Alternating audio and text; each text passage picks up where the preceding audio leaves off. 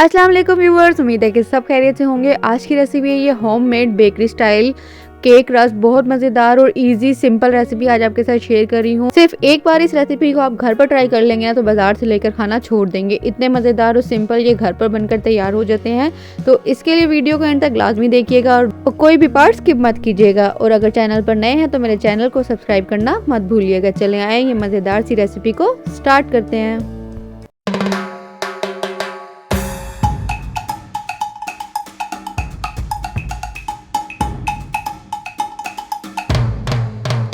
सबसे पहले हमने केक बेस बना लेनी है, जिसके लिए मैंने यहाँ पर एक बाउल में 2 अंडे ले लिए हैं। रूम टेम्परेचर अंडे लिए हैं हमने। अगर फ्रिज में है तो 10 मिनट पहले आपने इसको निकाल कर बाहर रख देना है। शामिल कर दिए हैं। हाफ कप शुगर ऐड की है। यहाँ पर मैंने पाउडर शुगर इस्तेमाल की है, ये जल्दी डिज़ोल्व हो जाती है। इसे बीट करेंगे इतना कि ये इतना फ्लफ़ी हो जाए।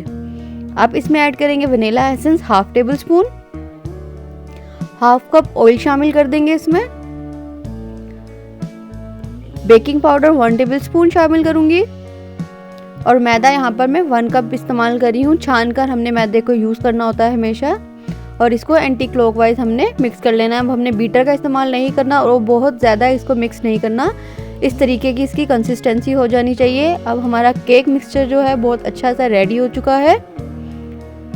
अब इसको मोल्ड में हमने शामिल कर देना है। मोल्ड को हमने अच्छे से प्रिपेयर कर लेना है। पहले यहाँ पर मैंने 6 इंच का मोल्ड ले लिया, स्क्वायर मोल्ड लिया है। इसको ग्रीस कर लेंगे ऑयल से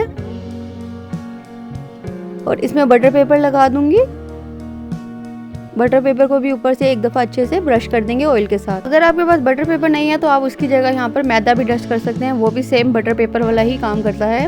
अब सारे मिक्सचर को मोल्ड में पोर कर देंगे और इसे 2 से 3 दफ़ा इस तरीके से टैप टैप कर देंगे। केक को मैं यहाँ पर विदाउट ओवन कर रही हूँ बेक। 25 मिनट्स के लिए हमने इसे लो फ्लेम पर बेक करना है। जब तक हमारा केक बेक हो रहा है फटाफट से जाकर आप मेरे चैनल को सब्सक्राइब कर दीजिएगा और बेल नोटिफिकेशन पर भी ज़रूर क्लिक कर दीजिएगा। केक देखें 25 मिनट बाद हमारा बेहतरीन सा बेक हो चुका है। बिल्कुल साफ़ सुथरी बाहर आई है स्टिक इस तरीके से। अब इसे डीमोल्ड कर लेंगे। पहले साइड्स को इस तरीके से नाइफ की मदद से क्लियर कर लेंगे और ये आराम से डीमोल्ड हो जाएगा।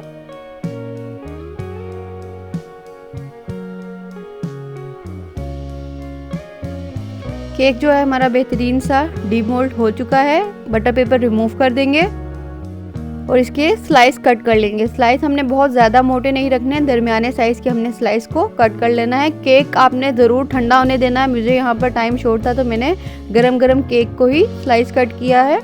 आपने मेक श्योर केक को अच्छे से ठंडा कर लेना है। इस तरीके से आपने इसके सारे स्लाइस कट कर लेने हैं। दरमियान से भी इसको इस तरीके से कट कर लेंगे।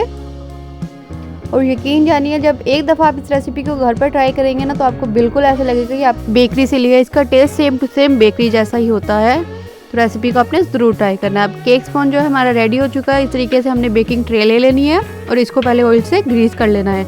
आप यहाँ पर बटर पेपर भी लगा सकते हैं। इस तरीके से मैंने सारी ट्रे को ग्रीस कर लिया ऑयल के साथ। और अब जो हमने अपने केक पीस कट किए थे उनको 1 बाय 1 इस पर रखते जाना है इस तरीके से। ओवन को मैंने पहले से प्री हीट कर लिया है 15 मिनट के लिए 180 डिग्री सेंटीग्रेड पर।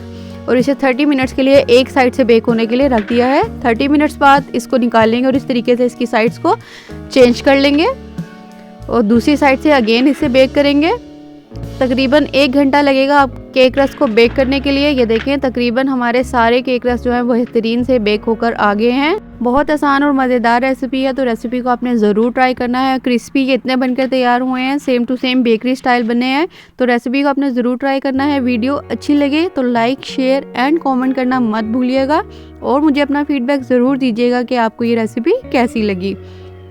वीडियो को यहाँ तक देख चुके हैं और अभी तक चैनल को सब्सक्राइब नहीं किया तो मेरे चैनल को सब्सक्राइब करना मत भूलिएगा और बेल नोटिफिकेशन पर भी क्लिक कर दीजिएगा ताकि ऐसी मज़ेदार रेसिपीज़ की नोटिफिकेशन आपको मिलती रहे। मिलती हूँ आपसे एक नई रेसिपी के साथ। अपना बहुत ख्याल रखिएगा। अल्लाह हाफिज़।